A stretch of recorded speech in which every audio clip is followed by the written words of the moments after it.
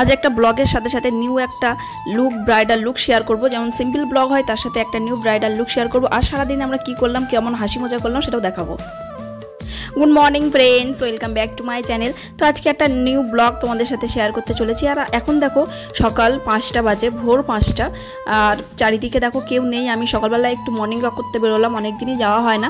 তো ভাবলাম আজকে যখন একা একা এসছি একটু ব্লগই করি তোমাদের সাথে। আর চারিপাশটা দেখো কত সুন্দর নিস্তব্ধ, সকালবেলার আকাশটা কত সুন্দর লাগছে। আর এই যে বর্ষা হয়েছিল না, বর্ষার জন্য পুরো মাঠগুলো জলে ভরে আছে, চারিদিকে সবুজ ঘাসে ঢাকা, দুই পাশে গাছ।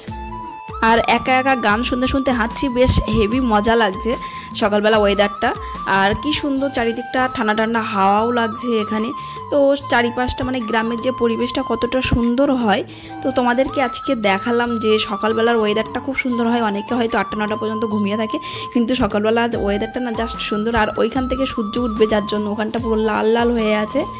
তো চলো, আমি সেখান থেকে বাড়ি চলে এসেছি, কিছু বাড়ির কাজগুলো করি, কারণ এখন সকাল আছে। আর বাড়ির কাজ, বাড়ির গুছান গাছানা এগুলো একটু করতে হবে। তো ভাবলাম যেগুলো করব সেগুলো একটু তোমাদের সাথে শেয়ার করি ব্লগে। সকাল থেকে ভাবছি যে একঘেয়ে ব্লগ করব, প্রত্যেক দিনই এই একই রুটিন দেখতে দেখতে আমারও নিজেও ব্লগ করতে ভালো লাগে না, তোমাদেরও দেখতে ভালো লাগবে না। তাই ভাবলাম আজকে বাড়ি আছি তো একটা লুকই শেয়ার করি, ব্রাইডাল লুক তোমাদের সাথে, আর যেটা তোমরা একটু পরেই দেখতে পাবে।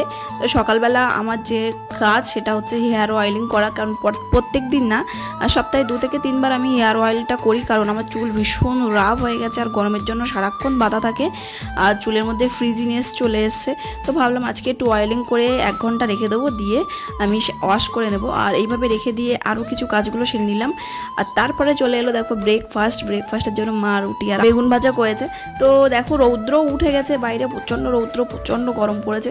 আর স্নান করে আমি এই তুলসী মঞ্চটা উপরে তুললাম, কারণ নিচে ছিল, উপরে গ্রিল লাগানোর কাজ চলছিল, এখনও ফুলফিল কমপ্লিট হয়নি। তো তাই জন্য এখানে বাঁধা আছে গ্রিলটা বাইরের দিকে।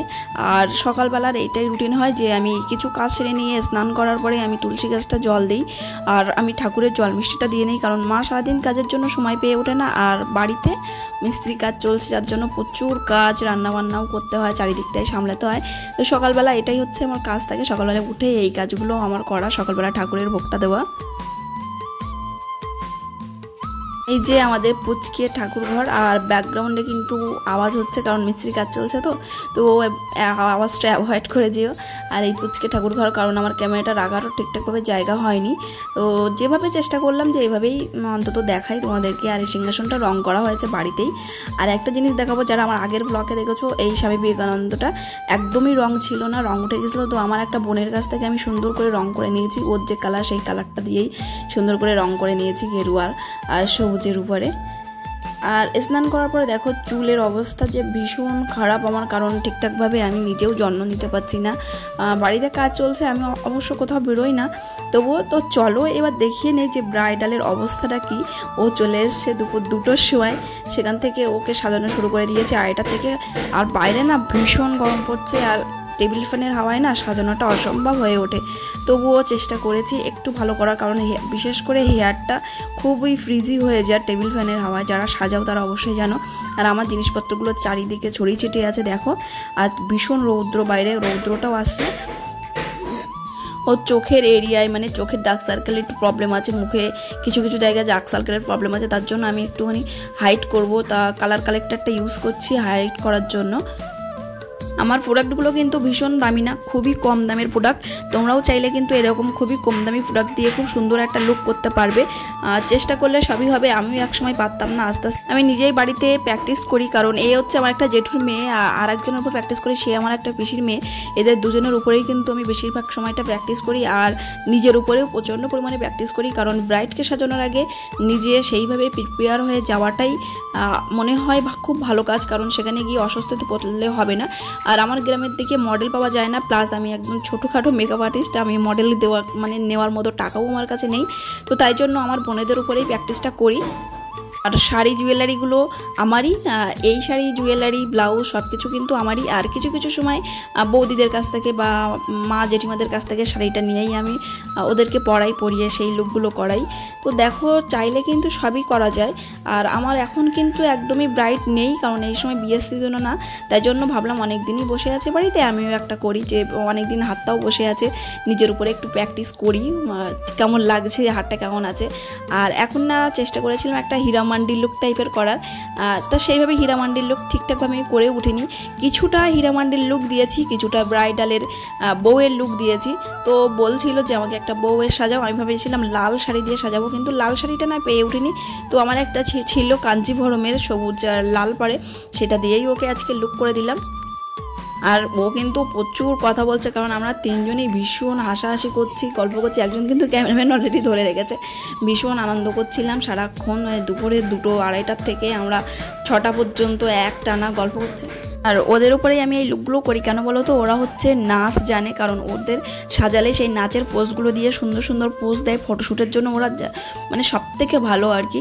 কিংবা অন্য কাউকে নিয়ে, কারণ এখানে তো মডেল পাওয়া যায় না, কাউকে একটা সাজিয়ে বসে দিলে তারা শ্যুটটা করতে পারবে না বা ফটোটা উঠতে পারবে না ভালো করে, তাই জন্য ওদেরকেই আমি সাজাই দুজনকেই।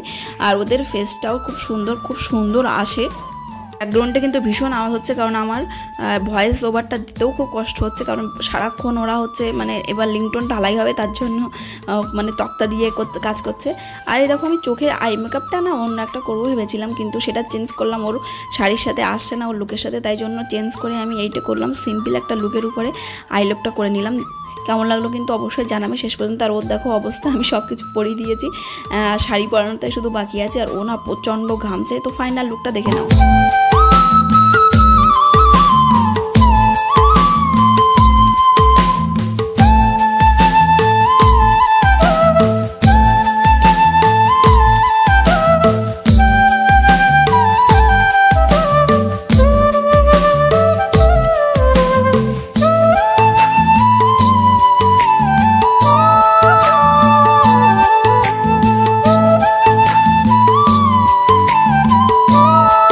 ক্যামেরার পিছনে কি হয়, অবস্থাটা দেখো ক্যামেরার পিছনে কি হয়। আমরা তো সারাক্ষণ হেসেও হয়ে যাচ্ছি, ও দেখাচ্ছে কীভাবে কী ফটোশ্যুটগুলো করতে হবে, কিন্তু ও ফটোশ্যুটগুলো খুব সুন্দর তোলে, আমি কিন্তু ওকেও সাজাই।